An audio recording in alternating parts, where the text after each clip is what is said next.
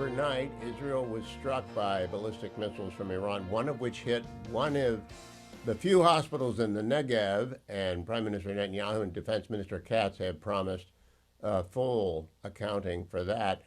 To bring us up to date on what we know about America's options, I'm pleased to welcome Chairman Rick Atkinson, Congressman extraordinaire from Arkansas, Crawford. And Chairman Crawford is the chair of the House Intelligence Committee. He's also an Army veteran, so happy 250th birthday last week to the Army veteran there. Mr. Chairman, has the Gang of Eight, of which you are a member, been summoned together yet?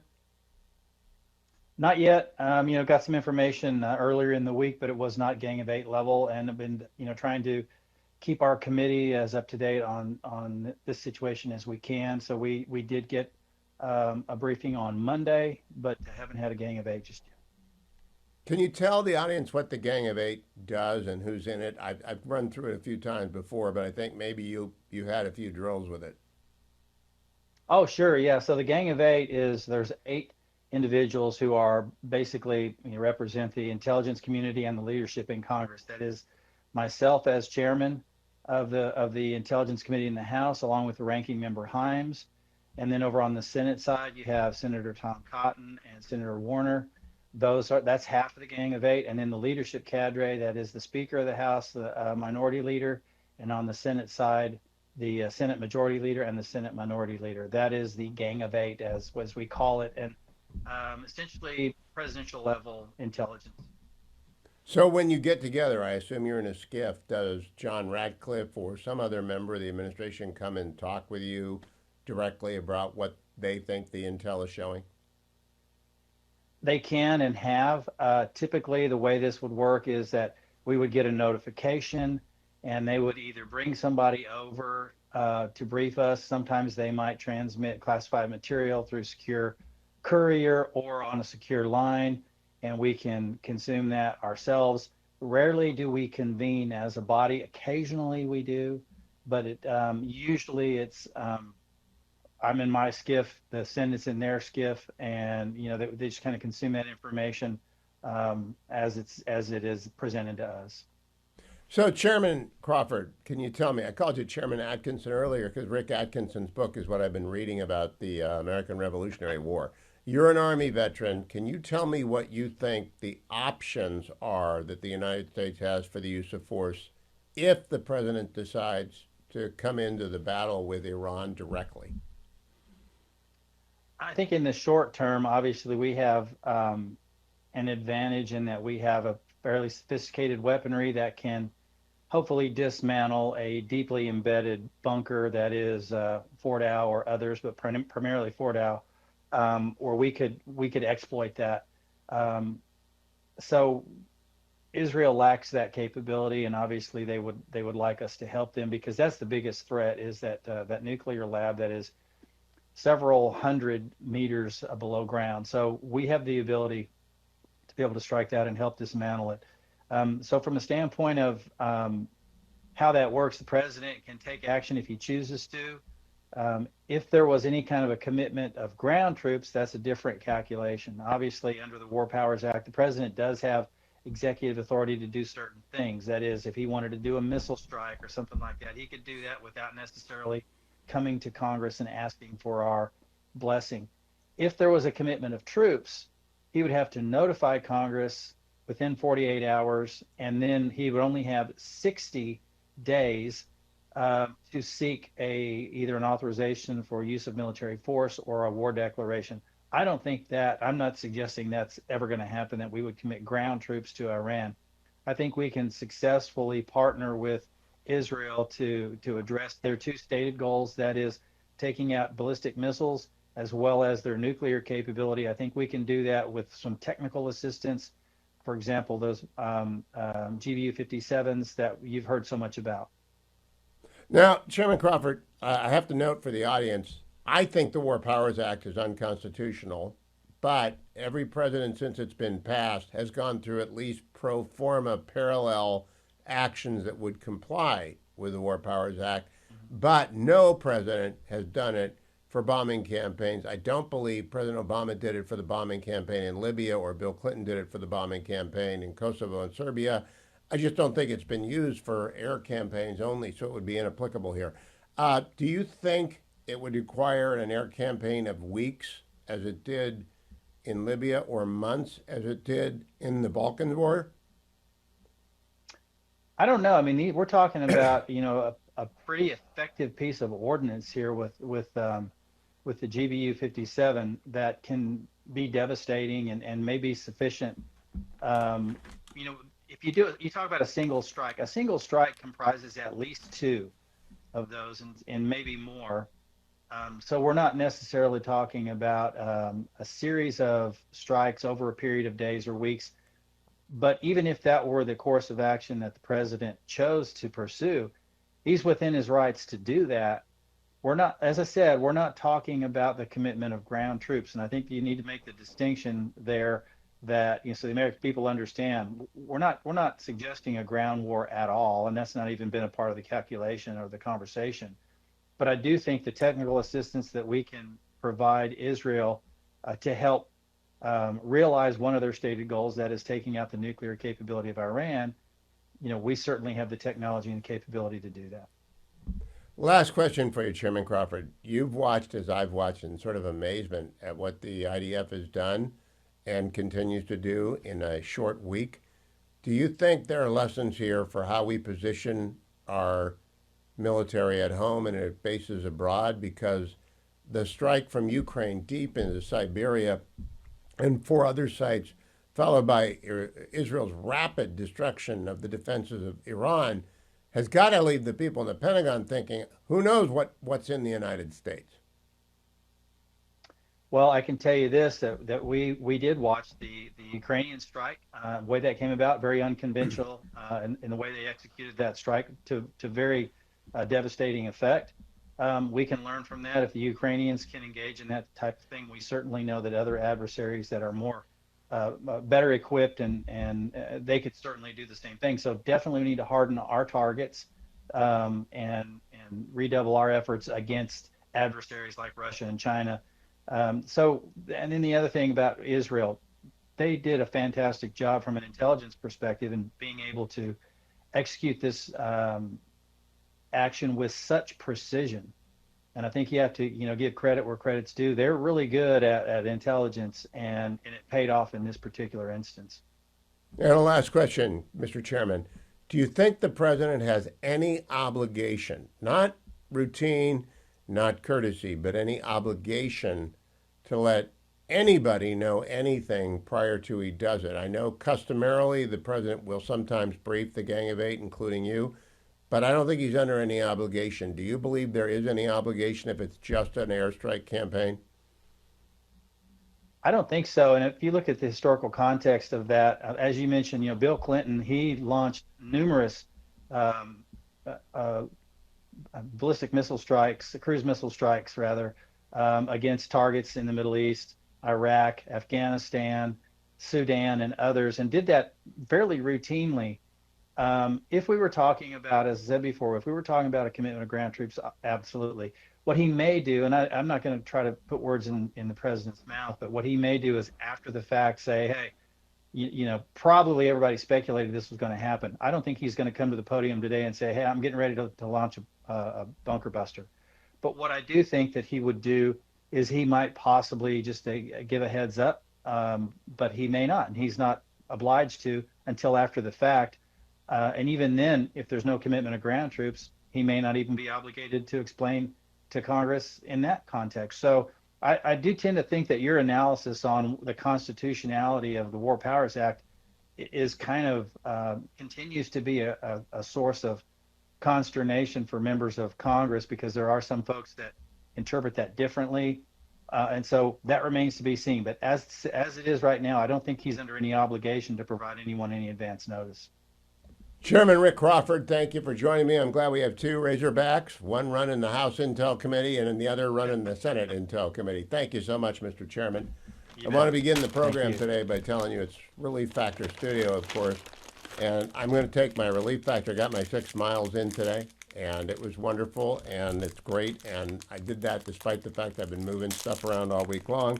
But I was able to do that because I took my Relief Factor yesterday. I do so again today, and I got to make sure I have a little bit of water. That's all it takes.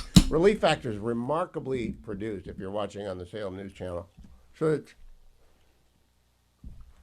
that easy to take, that easy to remind yourself, why don't you feel good tonight? Why don't you get rid of the minor aches and pains that accompany 6 miles, 2 miles, 1 mile, 10 miles, whatever it is you're going to do, swim, work out, do a class, whatever you do.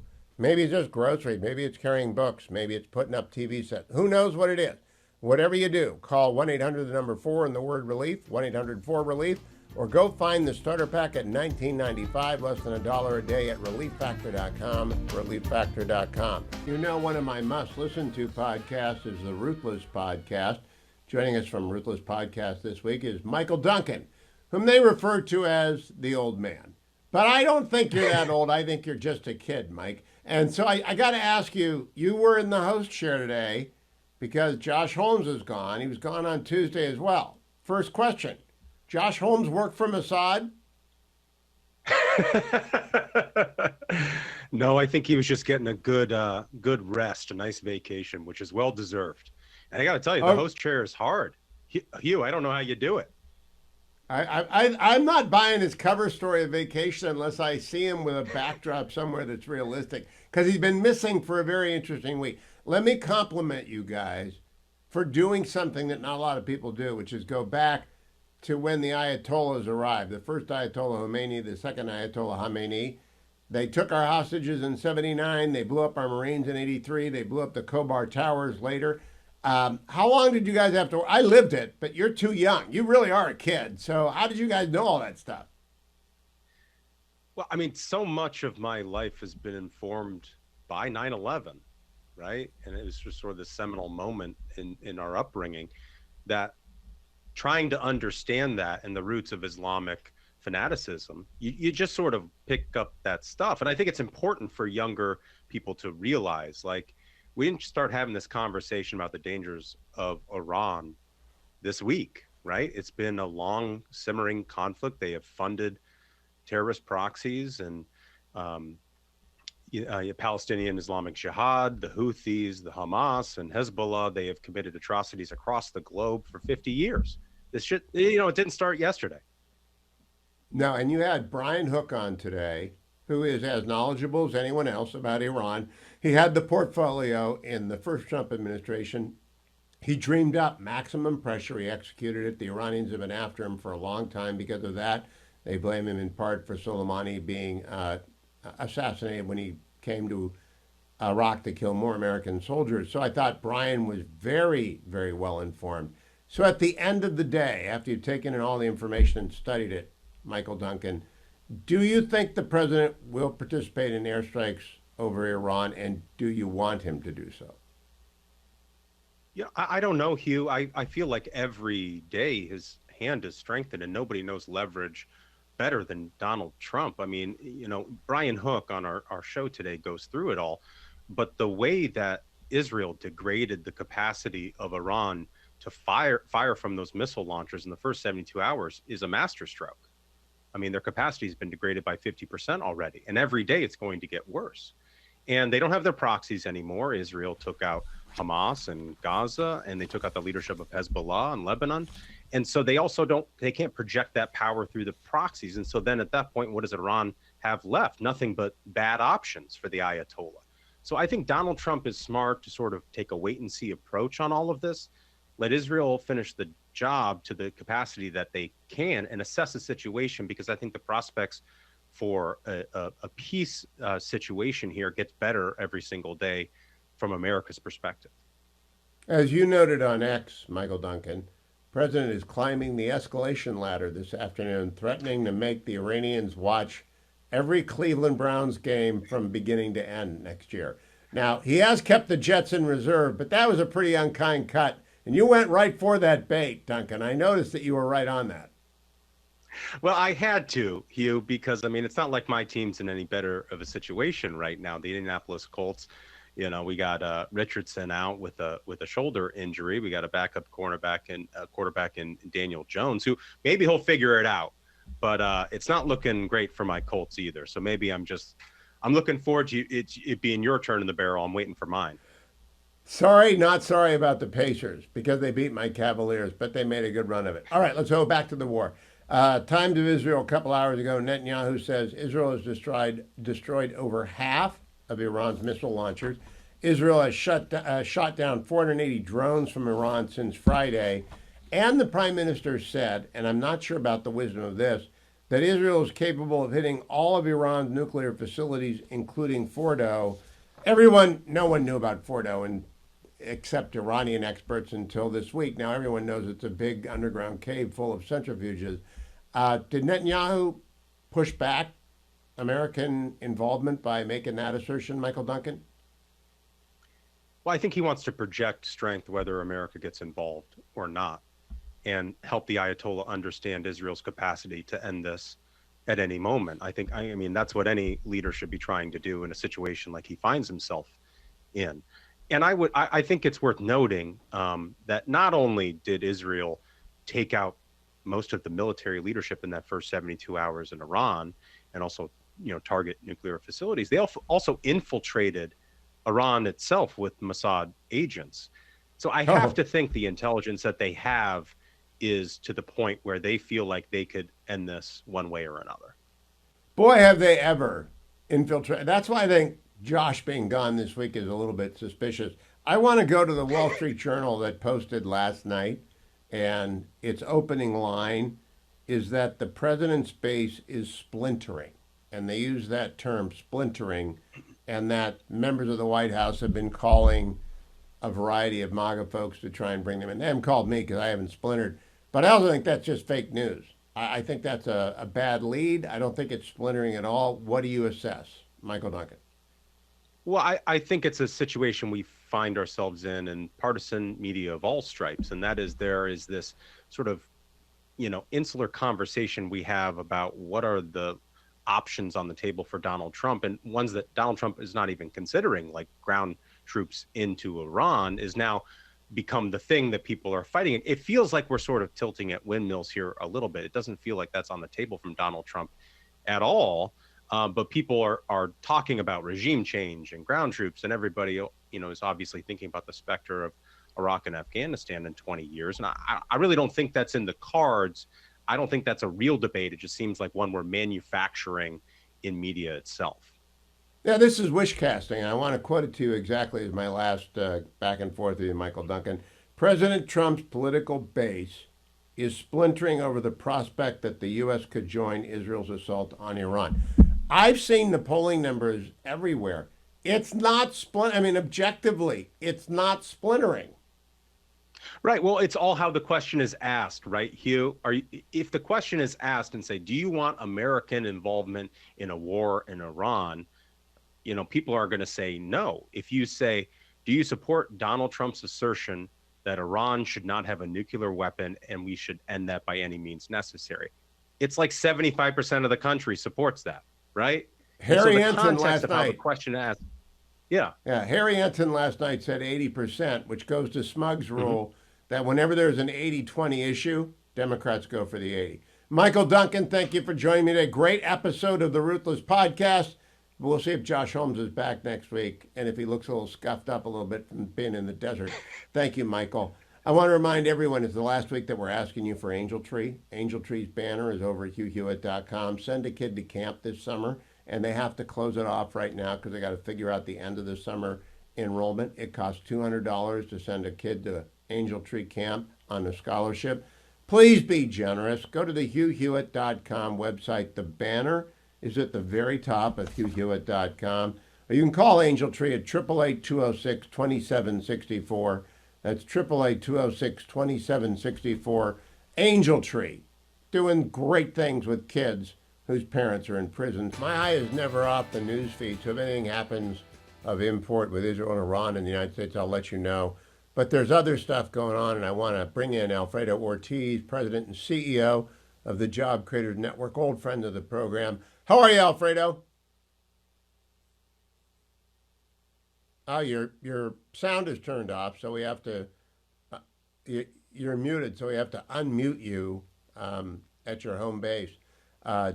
The big beautiful bill passed the House. It went to the United States Senate. Now they have to get together. The Senate Finance Committee issued a version of it on Friday of last week, Mike Crapo. And Steve Daines was on the program this week talking about that, and so was Senator McCormick. So I've had two senators on to talk about the Senate version, but I'm hoping Alfredo is ready to come back. Okay, Alfredo, how do we get the senators together with the congressmen on this? Because those bills are very different. No, you're still muted, Alfredo. We don't know what that is, but I'll tell you right now that if the bill does not pass, we're going to have the biggest tax increase in American history. So failure is not an option. What the Crapo bill did that some members of the House are not going to like is that it kept the SALT cap deduction, state and local taxes deduction, capped at $10,000 per taxpayer. And that won't work. That's not going to work in the House, but that's what the Senate version said. Alfredo, we got you now? I hope so, Hugh. We're trying. Oh, good. Here. We do. We do. All right. So how do we get the House and the Senate together? Well, that's going to be interesting. Let's start with the SALT, first of all, because that's going to be the biggest issue. There's no Republican senator out there that really is concerned about increasing the SALT deduction from 10,000 to 40,000. So that's going to be an interesting discussion. But look, I mean, there are two congressmen basically in New York. One of them specifically Lawler, who is just quite frankly, it's a joke what he's trying to do. He's basically strong-arming the entire country into passing a $40,000 deduction for his donors.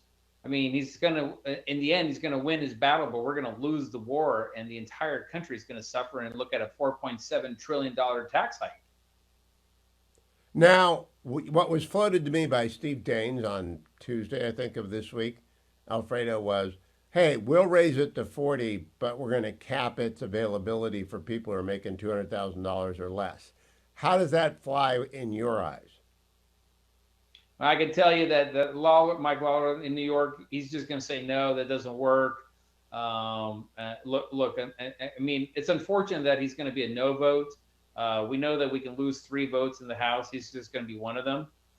In the end, I hope the other congressmen realize that passing this bill is imperative, because look, what ends up happening, if we don't get this done, then it slides into the summer months.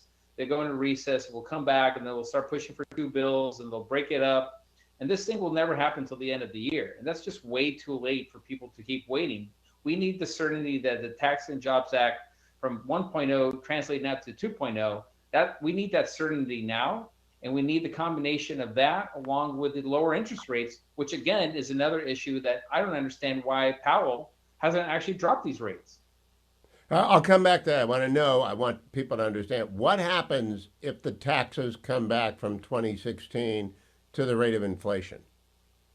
The largest tax increase in history, over $4.5 trillion tax increase, an average of 22% for the average American. This is a disaster. So again, we got to speak directly to Mike Lawler, and I hope you bring him on your show and give him the riot act here, because honestly, he deserves it. This is ridiculous that he's holding, the entire bill up because he wants to make sure that he gets reelected in the midterms. Guess what? No Republican is going to get reelected in the midterms if we fail to pass this tax cut. Okay, now let me move on to the child tax credit. That's going to go up. I think it's going to return and go up to $2,400 or $2,200. Is that going to create a problem between the House and the Senate, or is that something that the Job Creators Network supports? I think it's going to be fine. I don't think that's a deal breaker. I know the big issue really, again, is the SALT. I mean, look, there are some great things in the Senate bill. Obviously, the immediate expensing, which really was a huge benefit for small businesses in particular, and all businesses, frankly, from the first one. It was only a 5-year basically phase out. This actually makes it permanent on the Senate bill. So this is a great thing. We are a little bit disappointed, though, that the deduction that in the House bill that went up from 20% for pass-throughs to 23%, that's not included. We're disappointed in that. We want that to come back. I want that to come back. I told Steve Daines that. If everyone is with Alfredo and me, go to taxcutsnow.com, taxcutsnow.com. Get you in touch with your congressman and your two senators about the big, beautiful bill. Head to taxcutsnow.com and help Alfredo Ortiz and the Job Creators Network get this bill over the finish line by July 4. Congressman Derek Van Orden represents Wisconsin's 3rd Congressional District. Spent 25 years in the United States Navy, senior petty chief for the SEAL team, something or other, I can't remember, but no stranger to spooky stuff. Tell me, Congressman, what do you make of Israel's effectiveness in the first week of their 3rd round of kinetic exchanges with Iran? I find it remarkable. Yes, I was in for 26 years in the United States Navy SEAL team. I currently serve on the House Armed Services Committee for Intelligence and Special Operations and for Strategic Platforms. And what the IDF has been able to pull off in conjunction with Mossad has been nothing but remarkable. And I want to be very clear, Israel is doing this to prevent Iran from gaining a nuclear weapon that they absolutely would use to destroy the Jewish people. So, Congressman, your audio is a little bit muddied, so you may want to move closer to your microphone. Sure. But I want to ask you specifically whether or not you want the United States to get involved. If Donald Trump calls up Derek Van Orden and says, you spent quarter century with the SEALs, do you think I ought to use these airstrikes on Iran? What will Derek Van Orden say? Well, I would say preferably not. Or not?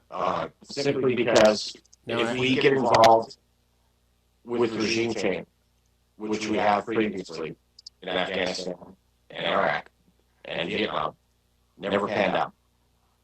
I am completely in support of enabling our Israeli brothers and sisters to take care of their business.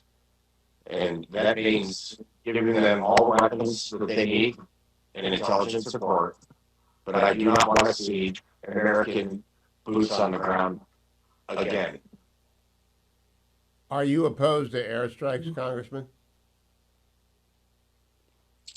Well, I will leave that decision up to the commander-in-chief, you. And the reason I say that is because we have to let the mullahs know that terrorist regime, that every single option is on the table. I think he's got them guessing. He's got them guessing. Let me ask you about how do you think Mossad has got that many people, and I don't even know how many they've got, but it's got to be a lot. How do they get that many people inside of a country like Iran, which is a police state, Derek Van Orden? Because the vast majority of the peace-loving Iranian people hate the terrorist regime that has had root on their neck for about 50 years. That's why. All right. Last question. I have been watching this, and I'm very alarmed by the fact that Ukraine 2 weeks ago used drones deep inside of Russia, far away Siberia, to destroy strategic aircraft.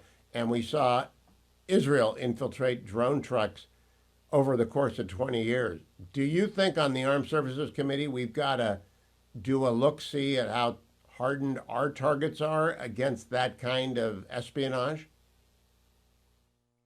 Absolutely.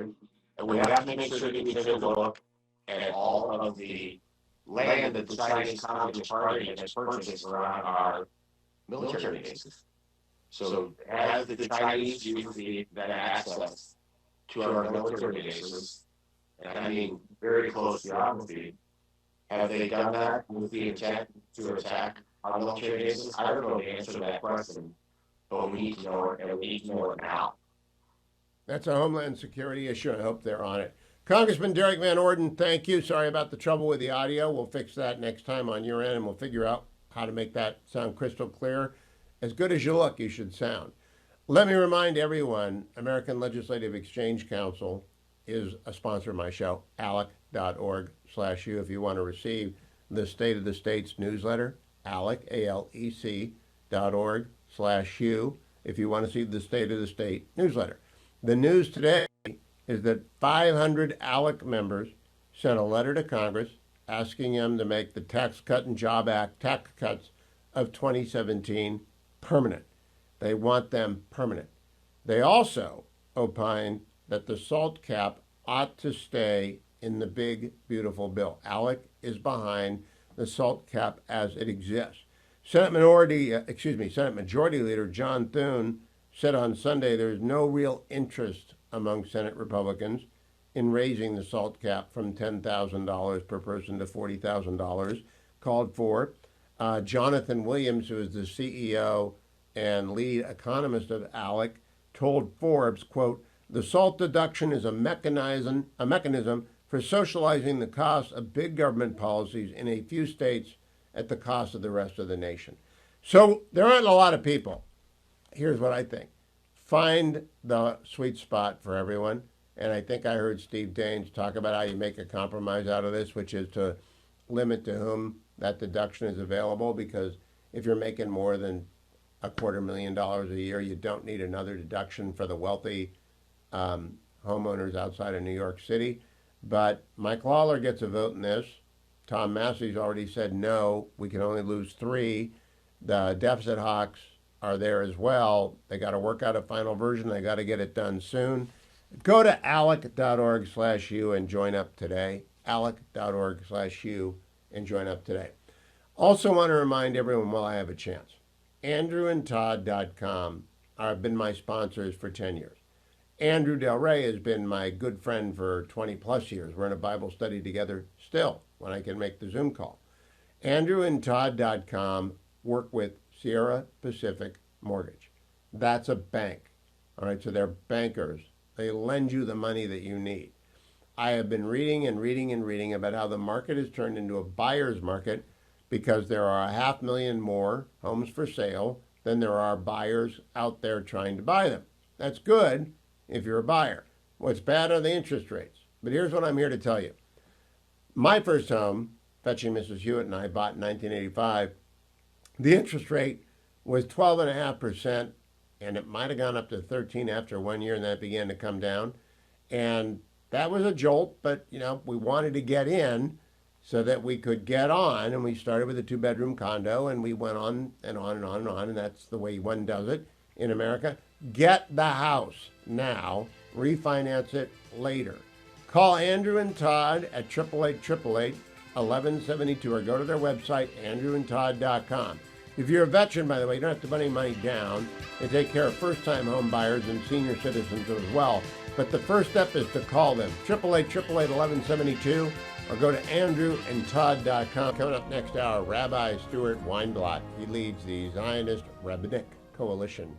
I met with him the day of the murder of the 2 Israeli diplomats. We had a nice lunch, and we talked about the fact we would be getting back together again when I got back to the country, and so much has happened. I'm really looking forward to that conversation. And Mark Dubowitz, CEO of the Foundation for the Defense of Democracies, is joining me as we consider what Donald Trump is no doubt considering. I have a new column in Fox News this morning.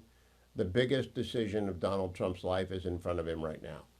If he makes the right choice, and in my view, that would be to strike Fordo and every other facility that requires the MOP, the Massive Ordnance Penetrator munition. He will go down in history as a peacemaker, because I think that will bring the Iranian regime to its knees and to the table to execute a deal that allows for complete and instant on-demand verification at every site. The JCPOA was a deeply flawed deal. Not only did it refinance the Iranian regime, which is on the ropes, and give them billions of dollars, it had no provisions in it about missiles. It had expiration dates and sunsets that would allow Iran to move forward with the okay and applause, golf clap from the world towards higher enrichment and a weapon. And we pulled out of the JCPOA, and it was right to do so. It was just a flimsy executive agreement. It was a bad deal. It was the worst deal ever, if you believe, and I do, Donald Trump's assessment of that deal. And now, right before Donald Trump, is the opportunity to bring not the regime down. We're not talking about regime change. Talking about ending the nuclear program and the ballistic missiles. I hope the president does it. Let me remind everyone I have switched to consumer cellular, and I am urging you to do so as well. I know you see a lot of ads for cellular companies, and they all have their niches, but there's no need to sacrifice service for savings or to sacrifice savings for service. You can have both great service and great savings with Consumer Cellular. Now, how do you find out about this? You can go to consumercellular.com/Hugh, or you can call Consumer Cellular at 1-800-411-4454 and use my code, Hugh25. Right, Hugh25. That's my code. Consumer Cellular's number is 1-800-411-4454. Now, here's the beauty. I needed a second phone. Some people don't want a second phone. So I was able to call them up and they just took care of me instantly. They can take care of you in minutes, right? Less than a minute, you'll be connected with a live person in the United States doing customer service. You can keep your number. You can keep your data. You can keep your device if you want to get a new device, and you can get a plan that fits your needs and for whatever it is that you need in terms of data. Now, I've always had an unlimited data plan because I'm on the doggone web 24/7, 365, doing stuff that involves doing a news show. But you might only need 5 gigs or 10 gigs. If you want unlimited gigs, they've got 2 lines for people over 50 for $60 a month. But what I really want to tell you about is new customers that use my promo code get a $5 credit on the first 5 monthly invoices. Visit consumercellular.com/Hugh. My code is Hugh25, Hugh25. I want to begin this hour by telling you we are in the penultimate day of our annual drive with Angel Tree. Now, Angel Tree is a sponsor, and all the Steelers fans are wondering, what does penultimate day mean? And that means second to last day. Penultimate. The day before the last day, which is tomorrow. So if I have talked to you, and the guest host when I was away have talked to you about Angel Tree, you know what they do. They take the children who have mom and or dad in prison, and they get them to a weekend summer camp at the Angel Tree camp. They've been doing it forever.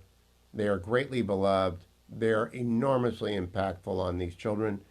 And this is the week that they have to close enrollment. This is the week they have to find out what their budget is and how many kids they can take.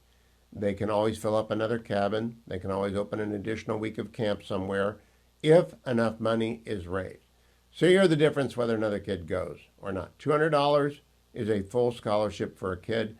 Listen to Jamie from the Angel Tree Camp reminding you of what your donation does. I believe God has an amazing heart for young ones, and we all have to come to God with childlike faith. And so if we can get these campers to camp when they're young and when they're open, and especially these campers who may be coming from hard places with special wounds and special challenges, it can put them on a life-altering path. You could be breaking generational incarceration and helping set their entire family on a different trajectory by reaching the child. That's what you can do for just $200. Now, you can make the contribution one of 2 ways. Go to HughHewitt.com. There's a banner at the top. Hit it. If you can't afford $200, send $50. Maybe 3 other people will send $50 today and we'll get another scholarship done. Or give the whole $200, or if you're flush and you're feeling the Spirit tell you you've got to help 5 kids, you can make a $1,000 contribution, completely secure, completely safe. Angel Tree, great stewards of your money. Or you can call them the old-fashioned way, 888-206-2764, 888-206-2764. I thank you in advance. Hope you're having a good Juneteenth. The markets are closed today because it's a federal holiday, and therefore I usually do a market update in this hour for American Federal, but I don't have anything to tell you about what the market did today because the markets are closed.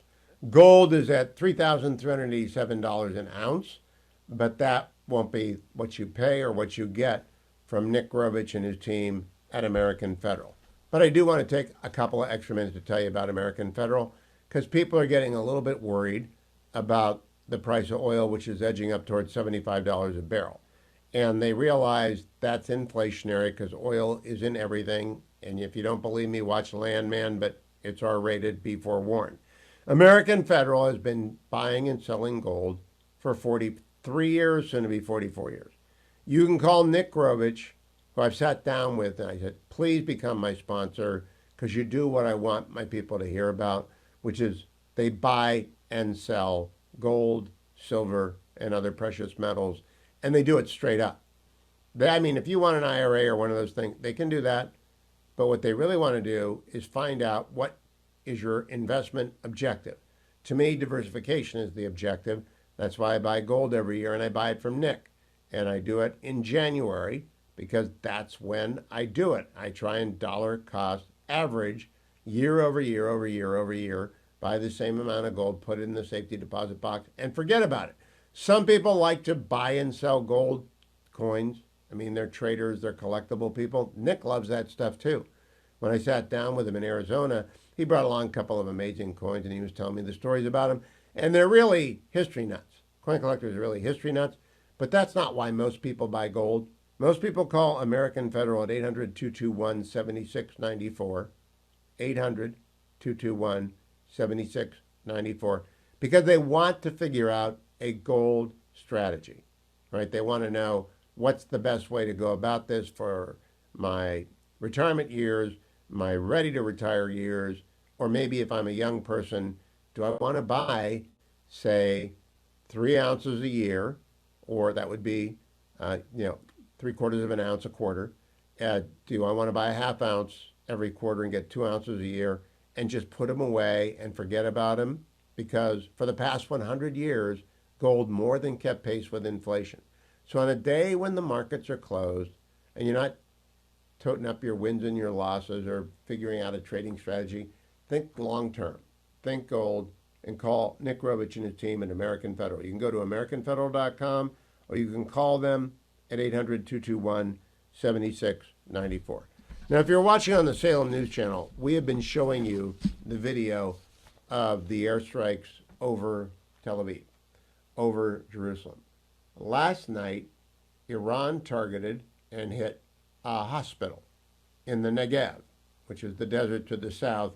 I believe it includes the Dead Sea and all that area. I've only been to Israel twice. The geography is elusive, except I know Tel Aviv's in the north on the sea, Jerusalem is in the south and not on the sea. Ashdod is also on the sea and very close to Gaza.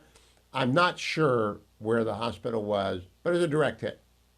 So the Iranian regime tried to blow up a hospital. And not a hospital like a Hamas hospital, which is really a commando center and an operations war crime in process. No, an honest-to-God hospital with all sorts of people. Arabs, Jews, Bedouins, Druze, every ethnicity, and Israel's got a rainbow of ethnicities. They're all in that hospital. They're all being taken care of. 4 seriously wounded, no fatalities as of the last check. Benjamin Netanyahu came out and said the price will be repaid in full. Now, I don't know what that means for tonight. Israel owns the skies. Israel's going everywhere and anywhere that they want to. But I have to think they're getting close to saying, sorry, people of Iran, we love you. We love the people of Persia. And you may not know this, Iran and Israel were fast friends under the Shah. It was only when the fanatics came back in the Iranian Revolution in 1979 and France allowed Khomeini to leave and go to Iran, the Shah had to flee into exile. Jimmy Carter muffed that completely. That was when the break came. And for 46 years, Iran has been maniacally following a path to try and destroy the Jewish state. They had a countdown clock to 2040 when they had perceived they would have a nuclear weapon, and they thought Israel was a one-bomb country. Now, I am still worried. I'm going to talk to Stuart Weinblatt about this, I hope, in this hour. I am still worried that they can manufacture a dirty bomb. I am still worried that they might try and drive a truck through Syria and get it to Lebanon and get it close to the border. I know, I listened today to a special edition of a podcast having to do with the nuclear energy cycle, the nuclear weapons cycle. And one of the old inspectors from back in 2003 was on and was talking through exactly what has to happen to make sure that Fordo isn't working and to make sure that Natanz is destroyed and Ifshan. I might be mispronouncing some of these. They're the regular names that you always see. We don't know, though, if every other facility has been taken down. So we do not know if Iran is denuded, even if we get in. We got to get really good intel. Mossad's got to be everywhere. Our people have got to be everywhere. And Iranians who hate the regime, and it's estimated to be 80%. Now, I didn't make that up. That's Kareem Sajipour from the Carnegie Endowment for Peace. And Kareem and I have sat down and had dinner before. We've broken bread. He's been a guest on this program. He is one of our leading Iran experts. He does not believe that the Ayatollah Khamenei will ever agree to give up the weapons program and enrichment. Everything he's done for 36 years as dictator of Iran has been directed towards obtaining that weapon. So his sunk costs are so immense. And Kareem came up with the number, $500 billion have gone into the nuke program. $500 billion. That was the people of Iran's money, and it's very, very unfortunate that it happened, but it's a sunk cost. They can't get it back. All they can do is stop wasting money on a nuclear program that Israel has now demonstrated it will blow up. I hope the Ayatollah is going to be subject to a general's plot. We will see. This is Relief Factor. I'm in the Relief Factor studio. I take it in the first hour of every show. I did it in the first hour of today's show. Got my 6 miles in this morning, wasn't raining. It was great, and I feel good, and my back has not yet started to go. I'm waiting for the brand new chair that's got some actual decent back support for the new studio. But in the meantime, after every program or during every program, I take Relief Factor, and overnight it's fine. And by the end of the show, it's not so fun anymore. But you should try it. 1-800, the number 4, and the word relief. 1-800, the number 4, and the word relief. You can ask for the starter pack, $19.95, 3-week supply. It will work quickly or it won't. And 3 weeks is long enough. Or go to their website. All right? Go to relieffactor.com. Look for the starter pack. You can't miss it. $19.95. That's less than $1 a day at relieffactor.com. relieffactor.com. A quick setup to my next guest. In April of this year, I'm walking downtown, and a man wearing a kippah comes up and says, "I'm a rabbi from Jerusalem. Can I give you a hug, Hugh Hewitt?" And I said, "Sure." And he did. He said, "My name is Meyer Feldman, and you need to call my good friend, Rabbi Stuart Weinblatt, because he is the head of the Zionist Rabbinic Coalition." I took Meyer at his word, and I got in touch with the rabbi, and we had lunch on May 21st. We had a great lunch. I'm pleased to welcome now the chairman of the Zionist Rabbinic Coalition, Rabbi Stuart Weinblatt. Rabbi, welcome. It's good to see you again. After we had lunch, horrific murder of 2 Israeli diplomats in D.C. And then, since then, the war has broken out, a third round of the war between Iran and Israel.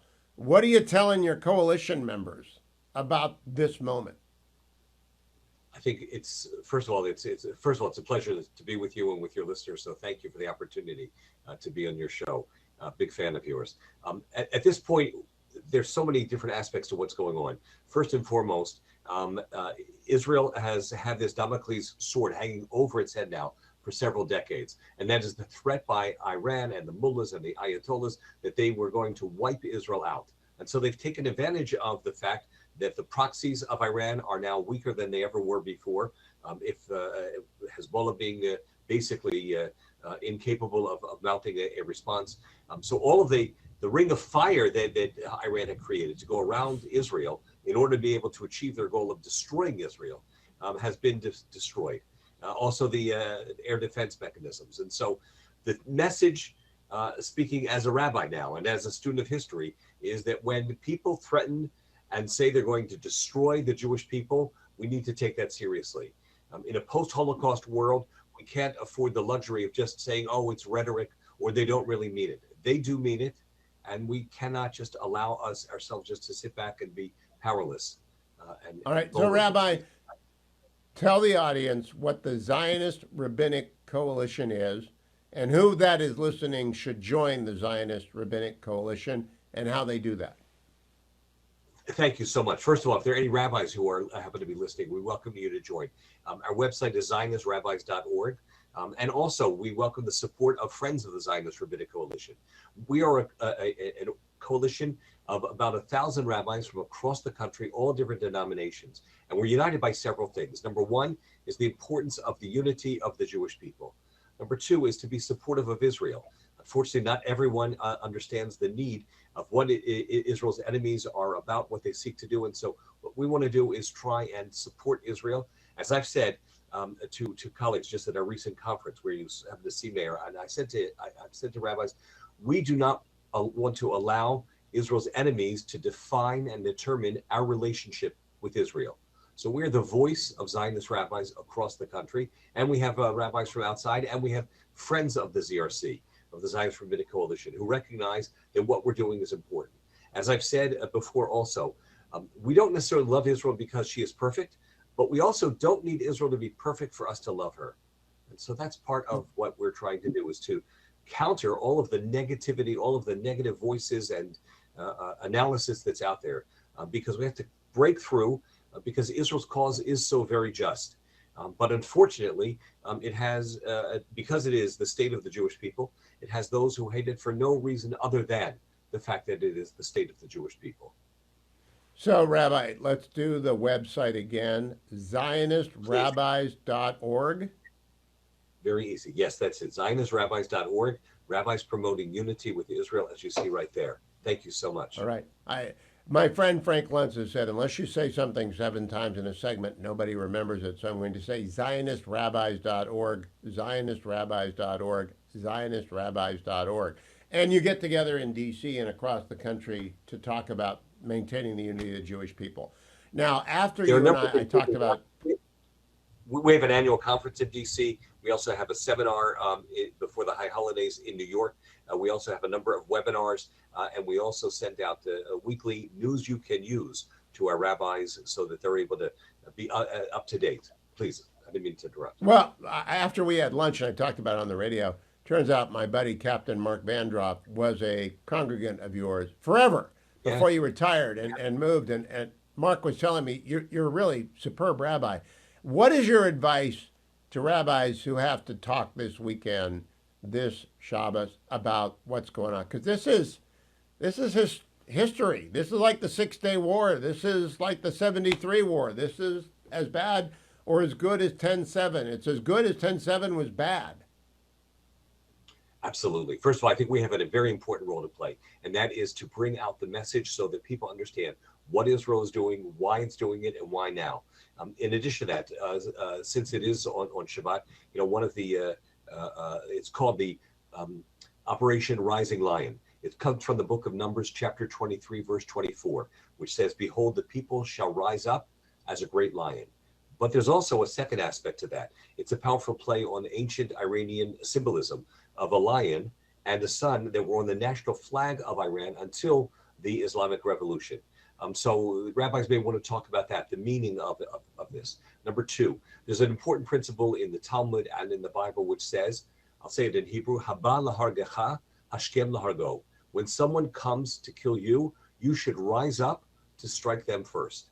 In other words, that Judaism does assert the belief in self-defense, and that's exactly what this is.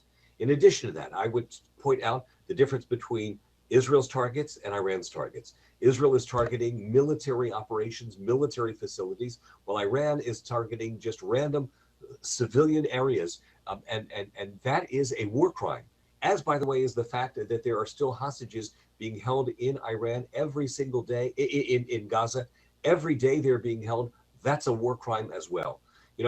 One of the things I think I may have mentioned to you when we spoke is that unfortunately, when kids are on the playground and somebody calls somebody a name, sometimes the way what you'll say is, well, I'm rubber and you're glue. Whatever you say about me bounces off of me and sticks to you.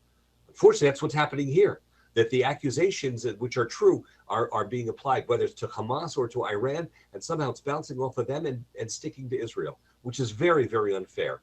Israel is fighting a defensive war. It is fighting a war, which, by the way, is for the benefit of the entire region, beyond the region, other Arab nations, other Sunni nations, and in addition to that, the Western way of life. The Ayatollah has made it very, very clear what his intent is, and that is to destroy the little Satan, which is Israel, as well as the big Satan, which is America. There's no need for a country which has somewhere around 10 times, first of all, which is 10 times the size of Israel, to be so obsessed with Israel. There's no need for a country which has, I want to say, almost unlimited energy supply and oil reserves to be developing nuclear energy. It is such a ruse. So one of the things that's so very important is to make sure that people don't just buy into the propaganda that's out there. And I'm very concerned, by the way. Now, the president just today indicated he's going to wait another 2 weeks to make a decision. The Iranians are such experts they invented the game of chess. The word, it's called checkmate because when someone is, it's called checkmate because it's the Shah. And also they've invented the market. So they know how to push things down the road. But I also think they're dealing with a developer, and 2 weeks ain't necessarily 2 weeks. I hope it isn't. Rabbi Stuart Weinblatt, nice to have you. I want to remind everyone, ZionistRabbis.org. You ought to be a member of it if you're a rabbi, and if you want to support it, go to ZionistRabbis.org. Special welcome to all of my new listeners from Port St. Lucie on the Atlantic coast of Florida. Talk of the Treasure Coast is AM 1590 WPSL. We're glad to have you here. My phone number, and the lines are going to be open, 1-800-520-1234. Should the president order the United States military to conduct the necessary attacks to completely destroy the Iranian nuclear and ballistic missile program at whatever site is necessary for our power to reach? Now, I have in front of me an article from the Times of Israel, the headline of which, Netanyahu, Israel is capable of hitting all of Iran's nuclear facilities, including Fordo.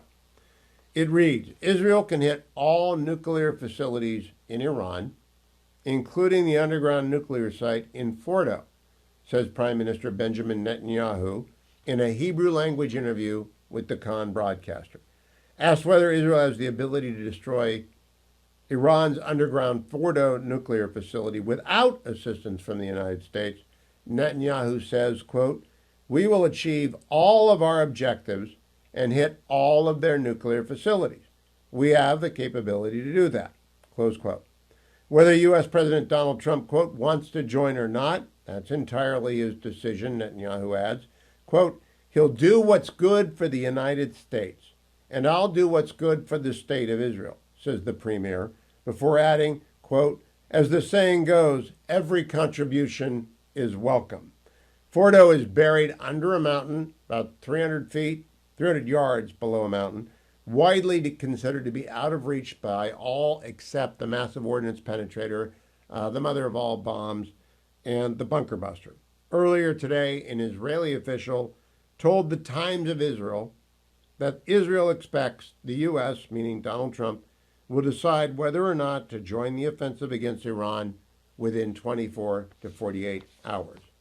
The White House, meanwhile, announced the president will decide within 2 weeks. That's kind of the famous masterful ambiguity that the president has been conducting. And Israel announced it has shot down 480 drones from Iran since Friday. My opinion, and just my opinion, Donald Trump hadn't called me up to ask me what I think, but here's what I think. The window is open. The window is rarely open. If you destroy Fordo, you might convince even the Ayatollah Khamenei what a massive waste of our money. We didn't build an air force. We didn't build a ground army. They do have an Iranian army and air force, but it's pretty weak. They put all their money into the IRGC. They put all their money into the Quds Force, which is a division of the IRGC, the Expeditionary Division. They created havoc throughout the Middle East. They shelled Saudi Arabia's oil fields. They blew up the Khobar towers and killed 40 airmen or so. They blew up the Marine Corps barracks in 1983. They kidnapped our hostages in 1979. And they killed over 1,000 men and women in United States uniform over the last 10 years, actually over the last 20 years, because they ran the Iraqi insurgency. The Iranians did. Now, in 2003, after George W. Bush successfully invaded and overthrew Saddam, Iran got scared that the United States military would keep coming. I wish they had. But they abandoned their rapid move towards a nuclear weapon. And in 2007, someone in the intelligence community that wanted to tie George W. Bush's hands put out a national intelligence estimate that concluded Iran is not pursuing a weapon right now. It's not. Tulsi Gabbard said the same thing a couple of weeks ago. What they fail to understand, what was explained in a wonderful podcast earlier today is what they've been doing is they're not going to the last step. The last step is to take the enriched uranium, having molded it into the pellets that are necessary to put inside the warhead. They haven't put it inside of a warhead yet. But they do have the capability to deliver a nuclear device by non-conventional means. That means they don't need to build a missile. They don't have to have a ballistic missile that's capable of delivering a nuclear weapon. They can deliver a nuclear weapon on a truck, on a barge, on a ship, and if they can, they will. This is the high stakes that we're playing for. This is why I want the United States to bring the regime to its knees, not to overthrow it, but to get them out of the weapons business forever. Mike in Indiana. What do you think, Mike? Yeah, hey, I just want to tell you, I'm a United States Marine Corps veteran that was off the coast of Iran for 102 straight days. On April 24 and 25, 1980, when we tried to get our people back from that regime, Operation Eagle Claw, 8 men were killed, and they dragged their bodies through the streets. Oh, good reminder, Mike. A great reminder. Thank you for your service. Thank you for that additional detail. This is an evil regime. Mike is absolutely right. Mark Dubowitz is the CEO of the Foundation for the Defense of Democracies and one of the go-to guys on Iran. Mark, I don't think you could have timed Iran Breakdown, your special podcast series, any better than when it dropped, because if people want to get smart on why Israel is doing this and why I think we ought to help them, they can just go and run through that. But I want to go right to the question of the hour. In the Financial Times at this hour, it's being reported Saudi Arabia, the United Arab Emirates have spoken with Iranian president to express solidarity. Qatar's Emir did the same. So did the Sultan of Oman. So did the leader of Kuwait. What do we make of this? Yeah, thanks for having me, Hugh. So, I think it's very important to understand that what the Saudis and Emiratis and Bahrainis say publicly is not what they say privately. I mean, they are expressing solidarity with the Islamic Republic of Iran because they don't want Iran to retaliate and sending drones and missiles into the glass cities of Dubai and destroy the mega and giga projects of Saudi Arabia. So publicly, they're ensuring that they can be out of harm's way if things escalate, and privately, they are looking for Israel and the United States to permanently dismantle Iran's nuclear weapons program. Now, if the phone rings and it's Donald Trump and he asks Mark Dubowitz, should I join in this air campaign? What do you say to him? So I would say that you've got to permanently dismantle Iran's nuclear weapons program, President Trump. You're the only one who could do it. Your predecessors didn't do it. Your successors will not do it. So you have to do it one of two ways. Either you have to unleash V2s and massive ordnance penetrators and destroy the last remaining nuclear weapons facility called Fordow, or you got to convince the Iranians to come to Oman and actually do this peacefully through an agreement that fully and permanently dismantles that program. Or you bomb Fordow, and then you tell the Iranians to get to Oman if they're not willing to concede on this most critical demand. You know, one of the other people I listen to besides you, Mark, on matters Iran is Kareem Sajjopour from the Carnegie Endowment. Yesterday, he talked to Dan Senor. He said there's zero chance Khamenei will give up enrichment. Zero, because he's 86 years old, he might be slipping, and he's invested $500 billion in sunk costs. Do you agree with Kareem's assessment of the genuine Iranian position if the supreme leader remains the supreme leader? Yeah, I really disagree with Kareem. He was on my podcast just a couple of weeks ago. I think that's right. I mean, I think the only way that Khamenei, you break the nuclear will of this hardened cleric, is that you have to threaten the end of his regime, because he will not give up his nuclear weapons capability that he has invested, as you say, I mean, trillions of dollars and massive pride without risking the regime. If Donald Trump can credibly threaten to destroy Fordow, then Khamenei will understand that the United States is intervening militarily and may not stop with nuclear sites, may go after leadership sites, or may greenlight the Israelis to go after leadership sites. I think the Israelis are itching to kill Khamenei, and they're only not doing it because of Donald Trump saying orange light right now. So yeah, you want to break his nuclear will, you got to threaten his hold on power. Yeah, Mark, I think he's such a bad dictator there's an argument for letting him be a bad dictator for a while longer, at least, because every decision he's made has been awful. But let me go to another podcast. Eli Lake hosted David Albright today, great nuclear weapons expert. And Albright alarmed me a little bit. He said, look, they don't have the ability to deliver a ballistic missile nuclear weapon, but it's quite possible that they can quickly assemble and deliver by non-conventional means a nuclear weapon either to their neighbors or Israel. Do you agree? Yeah, I mean, I always agree with David Albright on the nuclear physics. I mean, I think what he's getting at is that it'll take them a few months to build a crude nuclear device, which is not a nuclear warhead that affixes to a missile, but it's a crude device that you can deliver by plane and other ways of getting into Israel or threatening the United States. The one thing that they're missing, and I think David Albright underscored that in the podcast, is that the Iranians have lost their key conversion facility that converts 90% weapons grade uranium into something called uranium metal. You need uranium metal in order to create a crude nuclear device or a nuclear warhead. And they had one, believe it or not, above ground. The Israeli Air Force took it out. And assuming that the Israeli intelligence is correct and there aren't other ones, it's going to take them at least 6 to 12 months to rebuild that conversion facility. So, yeah, I mean, they have a breakout option. The other thing the Israelis did, which has certainly gotten less attention, is they took out 14 of the top nuclear weapons scientists, which would have been akin to having Robert Oppenheimer and his team at the Manhattan Project taken out 3-4 months before the Trinity test in 1945. So they've lost key weapon scientists, key conversion facilities, key enrichment facilities, still dangerous. They still have options. But I think for that reason, President Trump has got to strip them of those capabilities in Oman at the negotiating table, or he's got to take them out in Fordo with B-2 bombers and massive ordnance penetrators.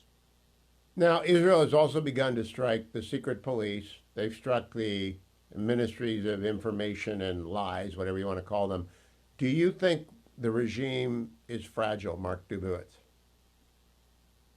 Yeah, I think the regime is much weaker, obviously, than it was a week ago. They've not only decapitated the high command and gone after IRGC and military and nuclear weapons scientists, but they're going after key nodes of the regime's internal repression apparatus. These are the goons that take to the streets and beat up Iranians. So to the extent that you go after those nodes, you weaken them, you distract them, you make it more difficult for them to repress Iranians. It opens up space for Iranians to take to the streets and take back their country and take back their flag. And I think the regime fears that. But if you really want to strike fear in the heart of Khamenei, it's got to be a combination of internal uprisings, maximum support for the people, and as I said, the fear that the United States will intervene militarily. Is there any evidence at all of unrest that you've seen yet within Iran, or are people too afraid and just running for the hills? Yeah, I mean, I think people are out of Tehran and running for the countryside.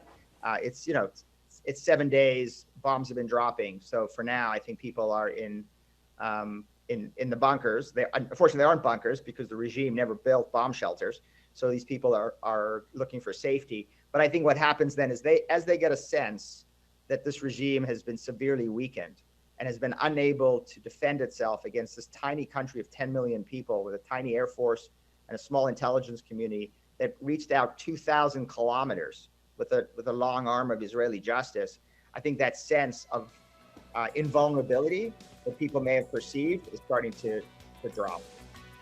So I would encourage everyone, thank you, Mark, for joining me, to go to the Foundation for Defense of Democracies or go find the podcast, Iran Breakdown. It's a series of now, I think, about 14 episodes, including an interview with the Crown Prince of Iran and his talk about constitutional monarchy. I just found it fascinating. It's a must-listen to series. It was produced just in time for this. Mark Dubowitz, thank you for joining me. I want to remind you there are risks to any escalation. So I'm very aware of those risks and the fact that Iran still has probably 1,000 missiles, probably a third to 40% of their launchers. They can launch at Al-Assad, where Americans are in Iraq. They can launch at our bases in the Gulf. They can launch all over the place. They can't hit us. Might be able to hit Greece and Cyprus. They are crazy, and they are fanatics. And so think Hitler in the bunker, Khomeini in his bunker. He's not making a lot of sense right now, so say a couple of prayers. let me remind you about besthotgrill.com, one of our sponsors. Now, Dwayne's in Florida today and tomorrow and over the weekend, so he can't help me out. But yesterday he said, Best Hot Grill gets as hot as an Iranian oil field. And that was pretty funny. And in fact, the Solaire infrared grill goes to 1,000 degrees in 3 minutes. And the reason you want that is it seals in the flavor, but at the same time cooks the meat to your absolute satisfaction. Now, they come in many styles, they come in many sizes. If you forgot Father's Day or Grandfather's Day, I recommend the big one. You can try it, by the way, before you buy it.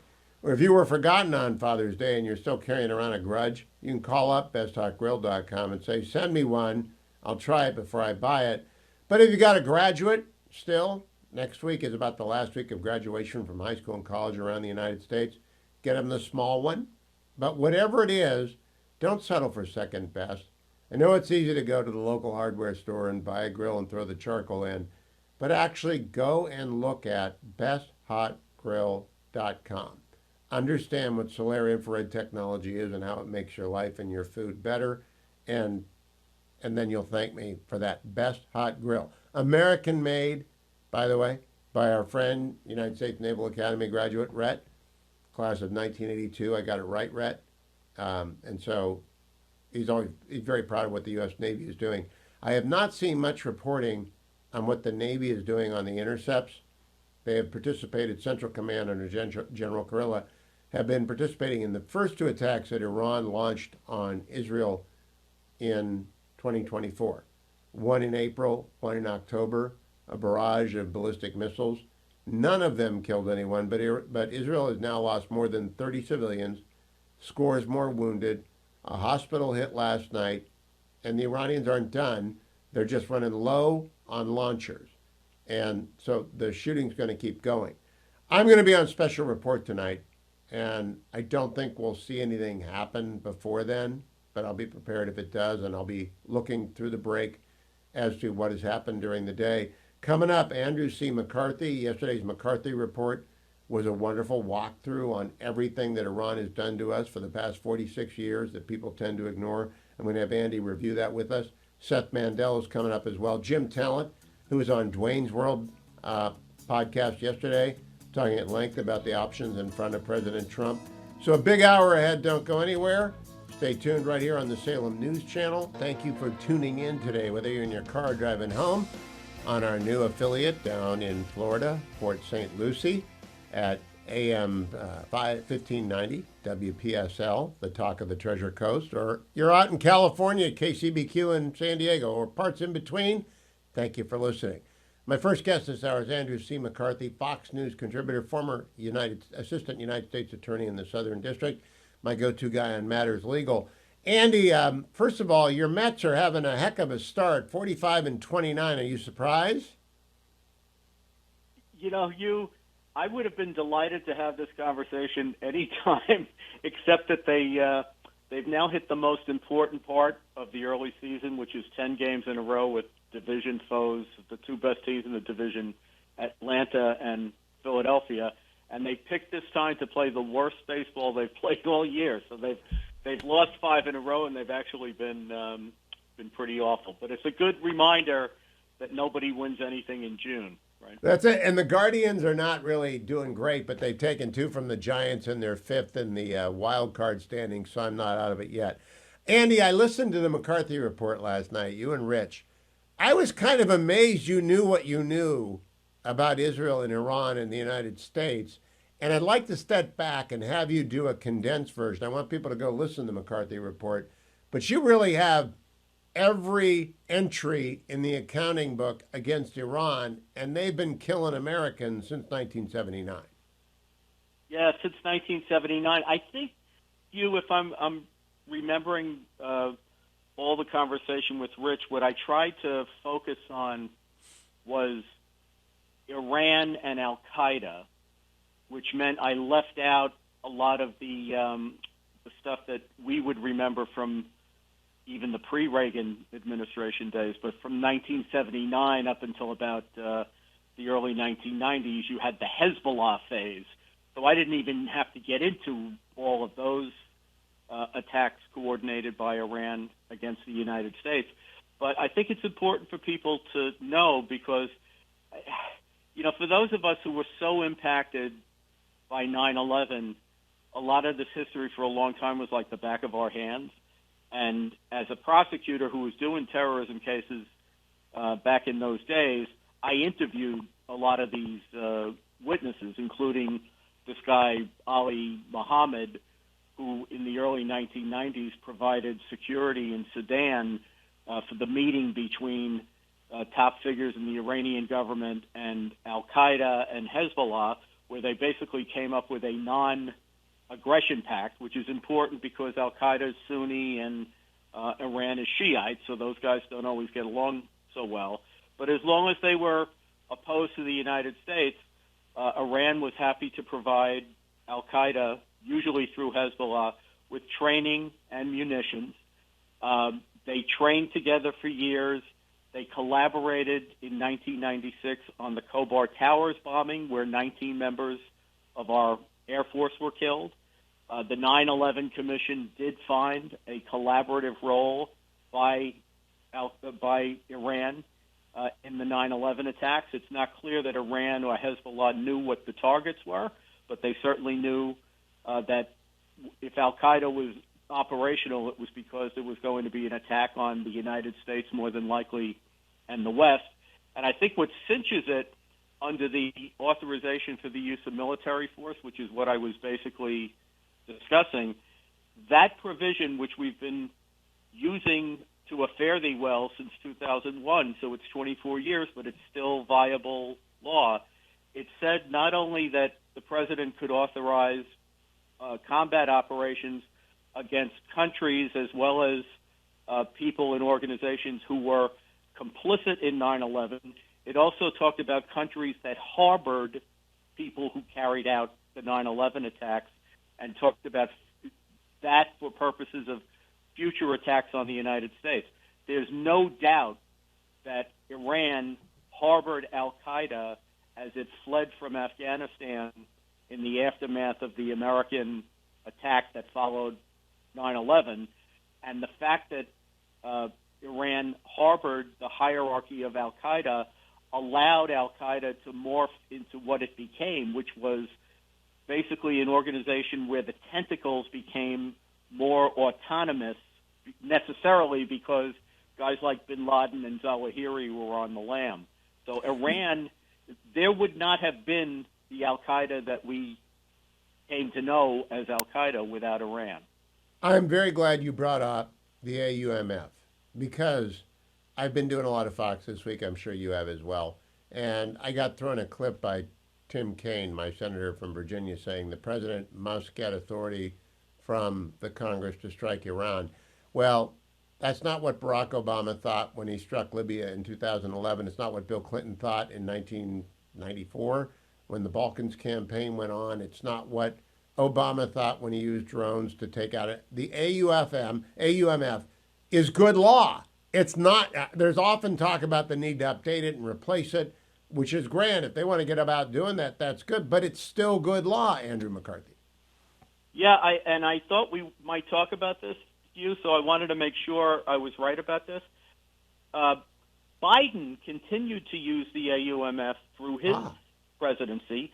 That was the source of the authority for the attacks, for example, on Shabab, which is the Al-Qaeda franchise in Somalia.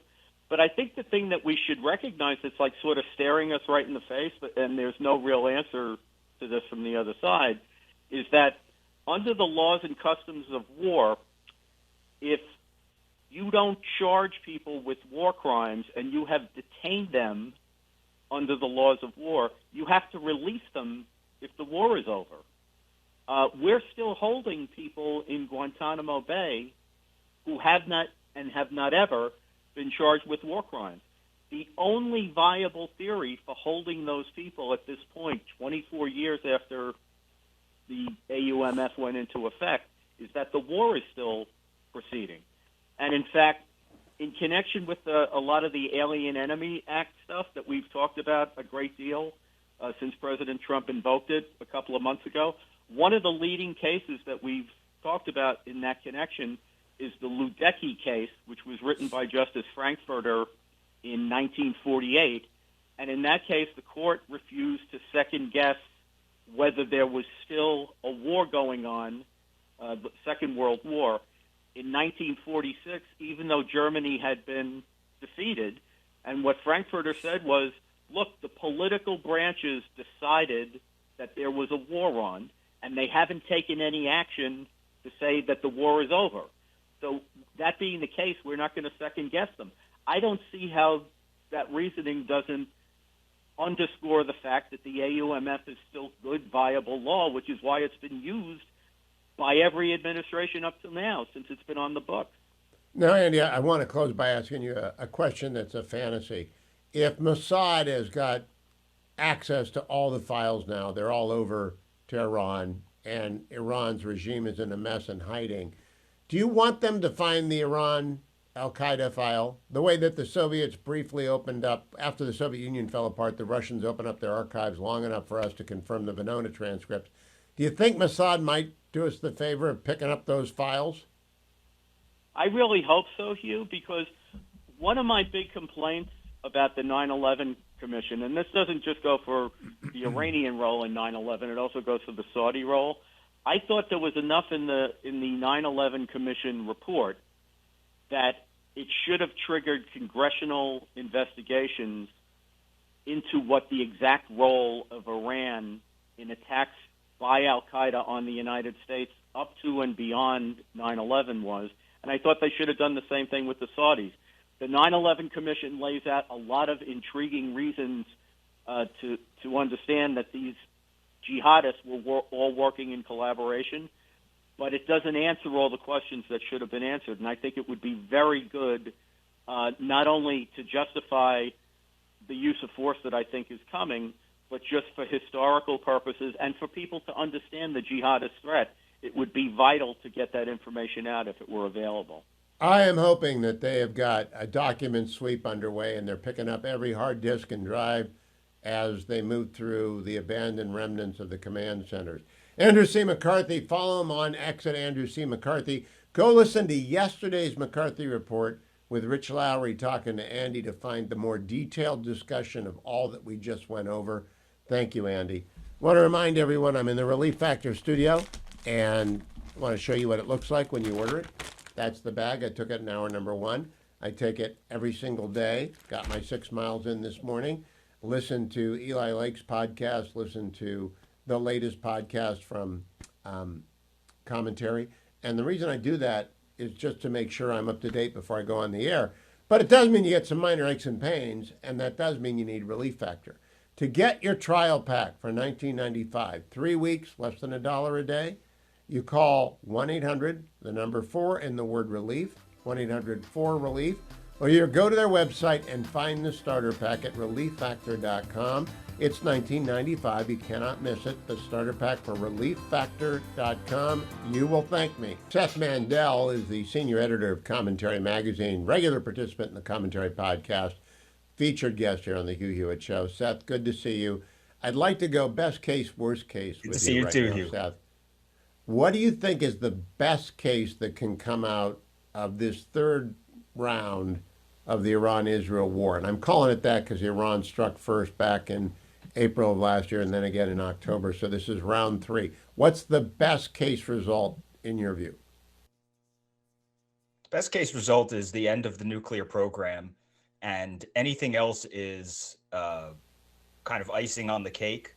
I mean, I think everybody would love to see a free Iran, but that's not really Israel's goal. It's not really the United States' goal so much as it is a need to threaten Ayatollah Khamenei and remind him in every way possible that the West is finally serious about stopping him. Beyond that, that's really, that's really what everybody wants, is to stop the nuclear program and to end it, and in a way that is conclusive. I would like to know that, after the Soviet Union fell and there were weapons of mass destruction scattered across its former satellite states, we did send inspectors in. We had the whole Nunn-Lugar project to to get the loose nukes under safeguards. So I'd like to be able to confirm that that's what we're looking at, that we have a chance to know for sure that the nuclear program is dead. Now, Seth, it's been 46 years of lies from these people. 46 years of death to the little Satan, death to the big Satan. And they've lied and they've tricked us and we've fallen for it again and again and again. Will you trust even someone like Donald Trump to bring home a deal that can be verified? Because it's very easy to say, okay, first step, you're going to open up Fordo right now. We'll ask the Israelis to stop bombing for a day. We'll send in some inspectors and we'll blow up Fordo right now. Isn't that how it should start? Yeah. I think Trump has basically said that too. Yeah.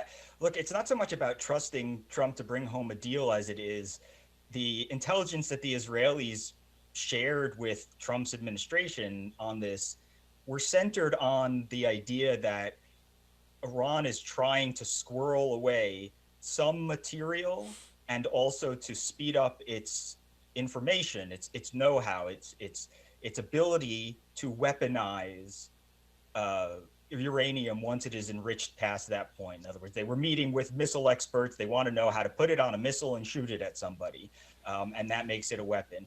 I think that what President Trump has been told by his own intel people and seems to be convinced by is the idea that it's very difficult to take the Iranians, not just to take the Iranians at their word, but it's very difficult to verify that they are doing what they say they are doing when they say they are doing it. And so I think that Trump is the sort of guy who just wants to feel like he's taken care of it and not start a very long process similar to what happened in Syria with the chemical weapons, which was never resolved. And those chemical weapons sites still exist in Syria. Many haven't been cleaned up. I think he doesn't want to have this prolonged in any direction. I think he wants to be able to say, I took care of it.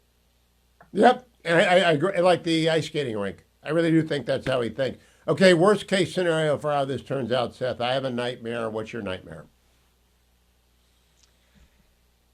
The nightmare is that the Iranians have done something that we don't know, or have figured out a way to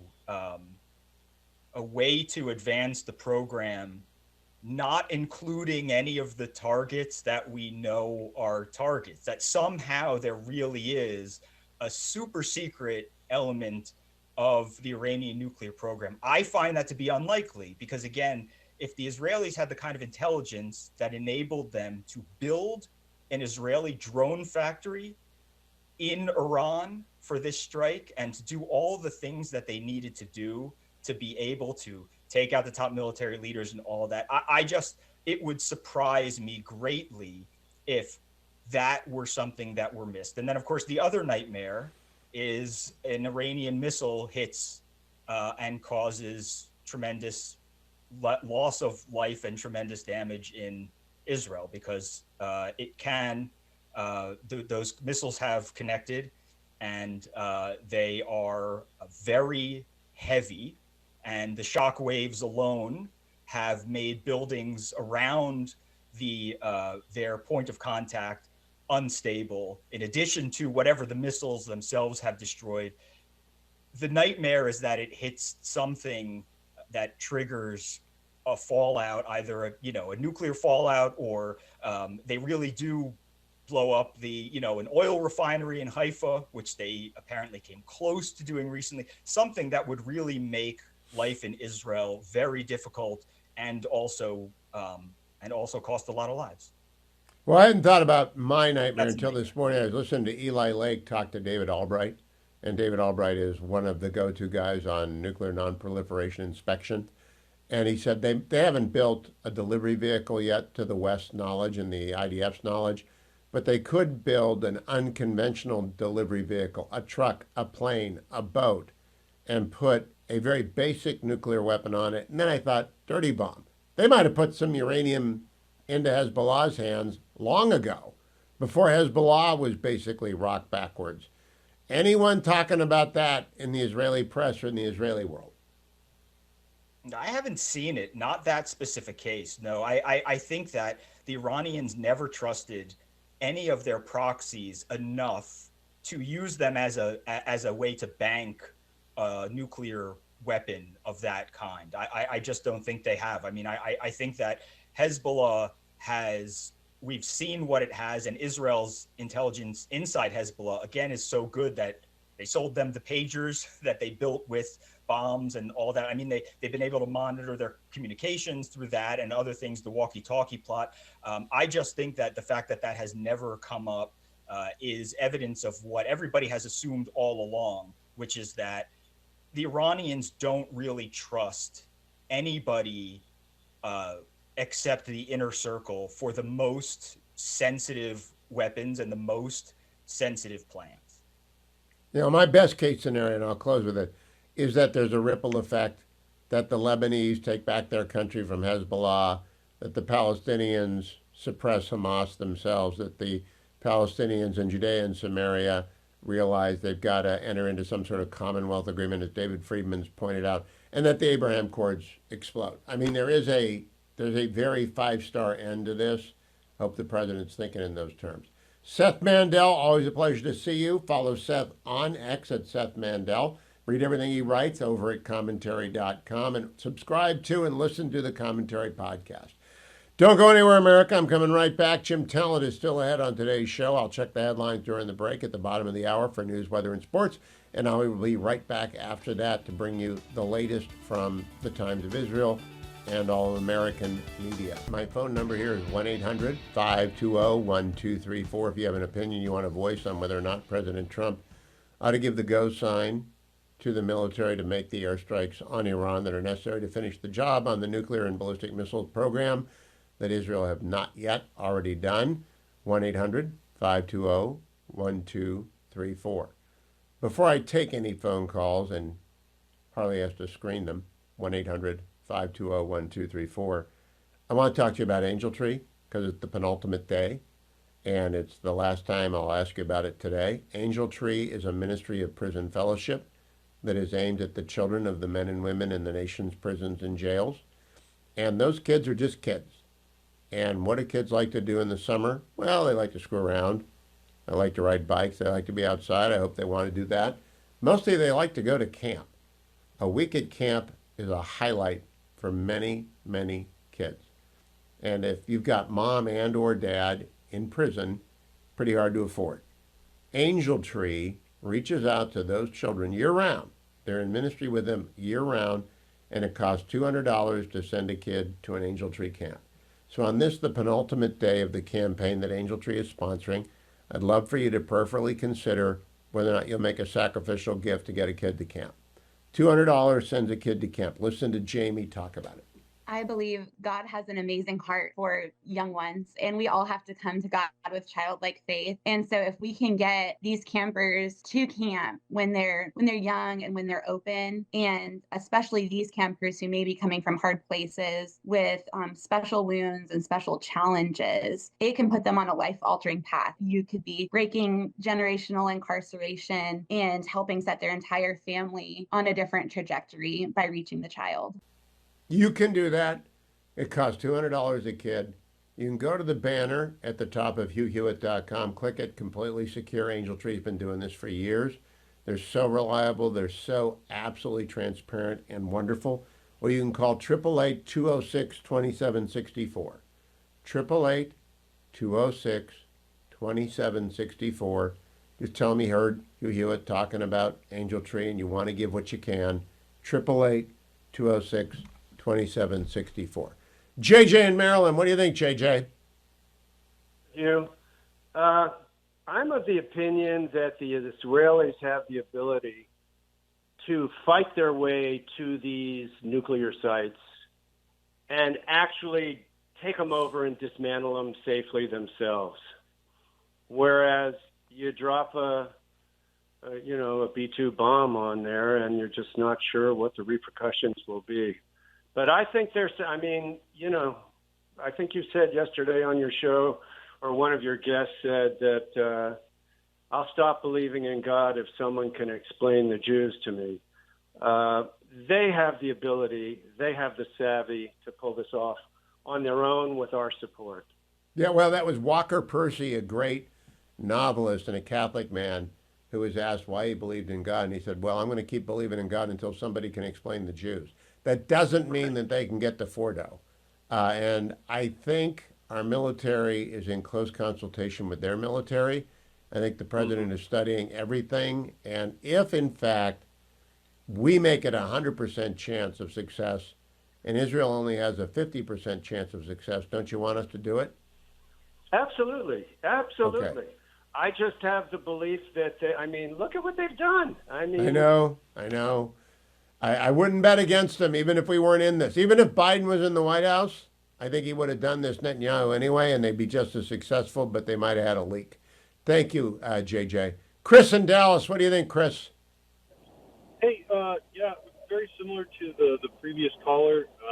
I am probably more on the fence about this conflict than any other conflict in the past, but it might also be because of our past involvement in just every individual event where we were assured that the populace was, against their own regime and that they would reestablish themselves, and then consequently we found ourselves in a pickle. And furthermore, my bigger concern would be the possibility that China is using Iran as a proxy ignition source for something much greater by displacing us from other regions around interests that they have in order for them to redirect their own military might over places like Taiwan, and exposing, our military to things like hypersonic missiles that could potentially negate things like an aircraft strike group.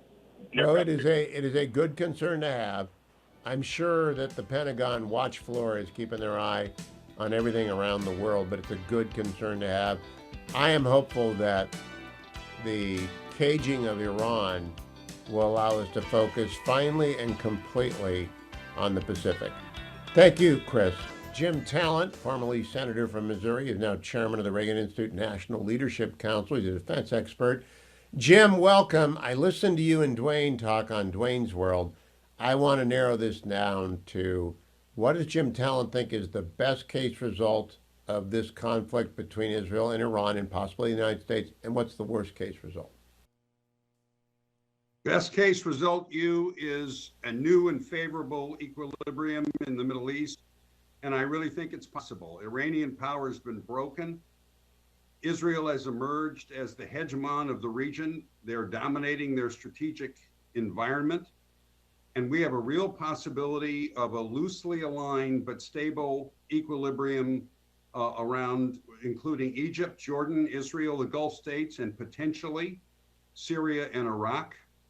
I think that was the highest purpose of Trump's trip to the Middle East. That's the reason for his outreach to Syria, and I think that's what he's aiming at, and that's what he's balancing in this decision about the B-2s and using the MOPs. Because on the one hand, if he sends in the B-2s, he makes absolutely certain the destruction of the Iranian nuclear program. But on the other hand, we become a co-belligerent, and it might make it more difficult to manage the post-conflict environment. So that's what he's debating now, and I think he's going to wait to see if Israel can get Fordo on their own. That's the best case scenario. At this point, the worst case scenario is a beaten and isolated Iran, which is no longer, for the near term anyway, a significant direct kinetic threat to the region, although they'll still have sleep cells they'll try and activate. And I still think in that context, Trump will try and create the kind of equilibrium I just discussed. And then, of course, we're all hoping that there isn't a hit on some major Israeli civilian center that takes hundreds of lives. That's still possible. Earlier today, Eli Lake released a new edition of his podcast, Breaking History, a special edition with David Albright, Mr. Nuclear Denuclearization. And David said Iran potentially has the ability to build a non-conventional delivery mechanism for a very crude nuclear weapon and get it close to Israel. Do you think that's in the realm of the possible? Well, if he says it's in the realm of the possible, I believe it's in the realm of the possible. And all of these decisions, all these scenarios, even if it were an easier place to manage than the Middle East, there's always risk with every decision that you make. The question is, which risks ought we to accept in view of the potential rewards? So I trust the president to weigh these equities. I mean, my gut reaction is the same as yours. Go into Fort Al, blow it up. Of course, that wouldn't stop the kind of scenario that you're talking about. But I do think Trump has larger vision in view, and if he decides to pursue that and to trust the Israelis to do the war fighting on their own, I'm not going to criticize him for it. Jim Talent, I have seen very little about the standing Iranian army and Navy and Air Force, separate from the IRGC and the Quds Force, which exist to protect the regime and are corrupt and are evil. There's an Iranian army and there's an Iranian Navy and an Iranian Air Force, although I think most of the Air Force is blown up. Do you think there's a general's plot possibility here against Khamenei? Yeah, I would be surprised if there aren't some very quiet discussions to that effect. Now, they're still in the middle of a chaotic situation, but let's suppose that Israel finishes the job or we go in and finish the job and the regime does not fall right away. Now they're looking at, the leaders of the forces they were using for internal security have been decapitated. Khomeini is 86 years old. When he goes, there could well be a succession conflict or crisis that produces a more favorable leadership. So I wouldn't put that off the table, even if it doesn't happen in the immediate term. I think that's going to be a possibility going forward because the regime has been delegitimized. The public never supported them. And internal factions like that is what will overthrow them. Kareem Sajapur put the potential at zero for Khamenei ever allowing for the dismantling of Fordo. Assuming that Khamenei remains in power, I don't think we can avoid a kinetic involvement in this. And I'm not hopeful that they're going to negotiate in good faith. They don't know how to negotiate in good faith, Jim Talent. The president kind of said that at one point. You lose the ability to negotiate if you never do it. And this is exactly why I don't think that Trump is delaying action, thinking he's going to get a negotiated agreement. He knows he's not. I don't think he's worried about, the restrainers in his movement. He knows he's making this decision and he runs the movement. I think he is thinking about what happens afterwards. And I'm glad he's thinking about it. And I bet he's talking to Netanyahu about it too, how the two of them are going to manage a new security arrangement in the Middle East that creates prosperity and security for them and for us for a long time. And I think Trump will probably be willing to take some risks in order to achieve that. But if it's reported back to him that Fordo is still operational, there's still a substantial chance that Iran will be able to get nukes, then I think he'll move. And the other thing about it is there's no need for him to attack in the next 48 hours. He's going to let Israel play out, in my opinion, the next week to 10 days and see what happens. I mean, that's smart. That's smart. Yeah, it's such an important decision. But it'd be a milk run for our B2s. I mean, they're not going to be at any risk at all. They can go a week from now, just as they can go tomorrow. That's what I think the president is weighing. That's why he's getting his closest advisors in the Situation Room. I think it's probably why they haven't briefed the Gang of Eight yet, because he wants to weigh these equities and make a decision. And I'm sure the Israelis are giving him every bit of intelligence they get. Jim Talent, thank you for joining me. Follow Jim on X at Jim Talent.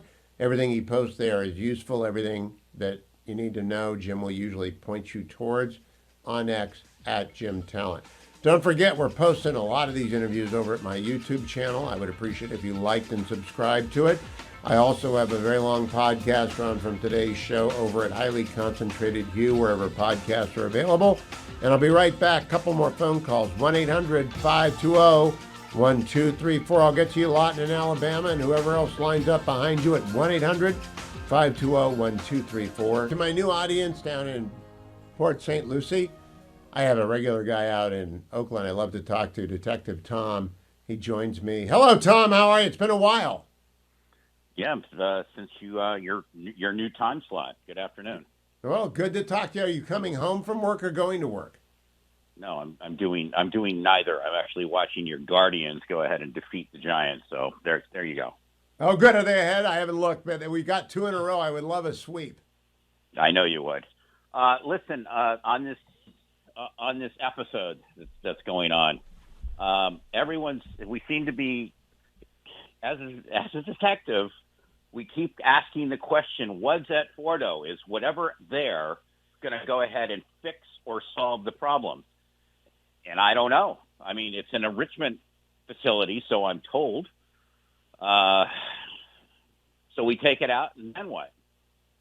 I think what we need to do is see the IAEA tell us that there has been a non-lethal release of uranium gas and fluoride from the facility, meaning all the centrifuges are blown and it's disabled. Because once that happens, you can't use the facility anymore. That's my very civilian understanding of what goes on. For how long? Well, they can dig another one tomorrow. They got the oil. That's why Khamenei got to go. Not by us, but eventually by his people. He has got sunk costs of $500 billion in this, and it's in ruins. His 36-year career is in ruins. Okay, so where's the impetus for him to go ahead and make a deal? If he's willing to go ahead and go down with the ship, I guess I would hold on too, correct? Yep. He's got absolutely no way out. Hitler in the bunker. That's why I'm hoping there's a general's plot. The generals in the Wehrmacht. Okay, that's great. I don't want to, 6 of one, half dozen of another. Let our very capable and fine allies, the Israelis, do what they deem necessary. It's sort of their mission. Let them complete it. I don't know what happens afterwards, but I don't. All right, now I got a quick question for you. Are you working with ICE or against ICE up in Oakland? You're kidding me. You really going to answer? You're really going to ask that question? I just want to know if maybe common sense. Do they really not let ICE come pick up the guys in jail as they're released? Yes and no. How's that for a definitive answer? What's that tell you? The battle in California for immigration is going to be the battle. That's where it's going to be, because they're going to go ahead and they're going to make it as difficult and as painful and as media friendly as possible to say that everyone here that has to go is in fact a victim, and that's where this is going to be won or lost. It's going to be in California, at least. I know, and it happened today at Dodger Stadium. ICE was blocked from going in there, and I just look at Americans and say there's a rule of law, and either you're with it or you're against it. Tom, thank you for calling me. Go Guardians. I hope it's a sweep, but your Giants are pretty good anyway. Thank you, Tom. Thank you, Harley. I'm sorry, Lawton. I'll get you the next time.